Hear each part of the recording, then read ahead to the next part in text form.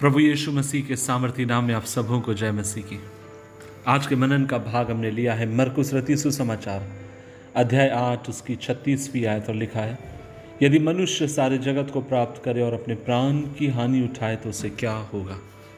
अजीजों, जब बाइबल के भीतर आप और मैं इस तरीके के वचनों को पढ़ते हैं और कई बार हमारे मन के भीतर सवाल आता है और वो ये है, क्या परमेश्वर को हमारे रुपए संपत्ति से क्या परेशानी है? क्या परमेश्वर नहीं चाहता कि उसके लोगों के पास ये सब कुछ हो? आज से कई साल पहले की बात है, लगभग कह सकते हैं कि लगभग 40 साल 50 साल पहले के जो प्रीचर्स को, प्रचारकों को आप सुनेंगे, वे हमेशा इस बात के विरुद्ध में थे। वे हमेशा धनवानों के अगेंस्ट में प्रचार करते, वो हमेशा धन के विपरीत प्रचार करते। लेकिन मैं एक बात आपसे कहना चाहता हूँ कि जब मैं बाइबल को पढ़ता हूँ मुझे एक बात समझ में आती है और वो ये है कि परमेश्वर को कभी भी धन के साथ परेशानी नहीं है।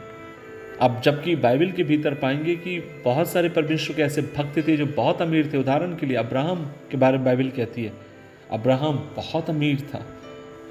आप देखिए यूसुफ जो प्रधानमंत्री बन गया, आप देखिए बड़े बड़े काफी परमेश्वर के जनों को दाऊद एक राजा था। तो जब आप इन सबों को आप देखते हैं, इन सब के पास पर्याप्त धन था, लेकिन इनके भीतर एक विशेष बात को आप और मैं पाते हैं, वो ये है, उन्होंने कभी भी अपने धन को ईश्वर की स्थान लेने नहीं दिया। सुलेमान बुद्धिमान था, धनी था, लेकिन कभी भी उन लोगों ने, परमेश्वर के जनों ने रुपए या पैसों को, औहदों को कभी भी परमेश्वर के स्थान को उन्होंने नहीं दिया। इसलिए मैं आज आपसे कहना चाहता हूं, कभी भी इन्हें ईश्वर ना बनने दें। खुदा से प्रार्थना करें कि वो आपको बढ़ाए, आपके सिवानों को बढ़ाए, आपकी सीमाओं को बढ़ाए।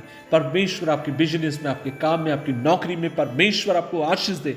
लेकिन साथ ही साथ ये भी दुआ करिए कि प्रभु जी, मैं कितना भी अधिक बढ़ता जाऊं, कितना भी अधिक धनाढ्य में होता चला जाऊं, मुझे अनुग्रह दीजिए।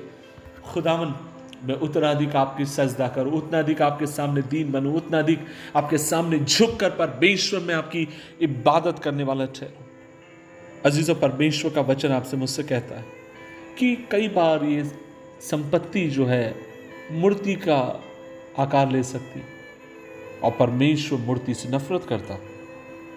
इसलिए आइए हम प्रभु से दुआ मांगे कि जो कुछ प्रभु हमें आशीष देता है, उन आशीषों को हम किस तरीके से संभालें, परमेश्वर हमें कृपा देने पाए।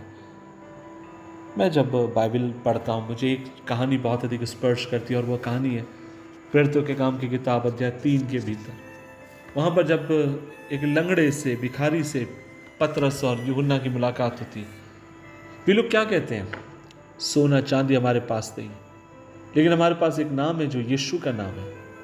लेकिन अध्याय 4 के भीतर आप और मैं पाते हैं, अध्याय 2 से लेकर मुझे लगता है वो बात शुरू हो चुकी है, और वो ये कि जो लोग उद्धार पाते थे वे लोग प्रेरितों के साथ रहते हैं और अपनी जमीन जायदाद, रुपया, धन लाकर प्रेरितों के पास रख देते हैं।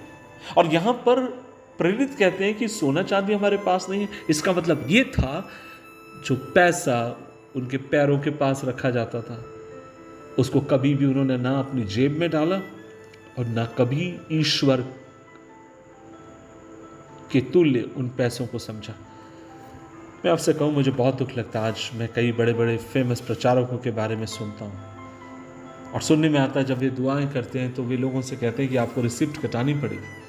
जब वे लोगों के लिए प्रार्थना करते हैं तो उन्हें कहते हैं कि आपको 5,000 6,000 की एक रिसिप्ट देनी होगी, उसके बाद ही मैं आपके लिए दुआ करूंगा। मेरे भाई, मेरी बहन, किस ओर हमारी मसीहत जा रही। प्रभु ने हमें क्या कहा? प्रभु ने कहा, जिस नगर में तुम जाओ और उस नगर में क्या करना, कोई बीमार हो उसके लिए प्रार्थना करो, क्योंकि तुमने मुफ्त में पाया और मुफ्त में तुम उससे दो। लेकिन आज हम क्या कर रहे हैं? आज परमेश्वर के वरदानों को बेचकर हम पैसा कमाना चाह रहे हैं। लेकिन प्रभु हमें अनुग्रह दे, प्रभु हमारे मन को और सोच और विचारों को खोले, ताकि इसमें और अधिक हम परिपक्व होते चले जाएं। प्रभु से दुआ करें, प्रभु जी धन्यवाद देते हैं इस दिन के लिए, हमें अनुग्रह दे। हमारा भरोसा धन संपत्ति से बढ़कर तुझ पर हो।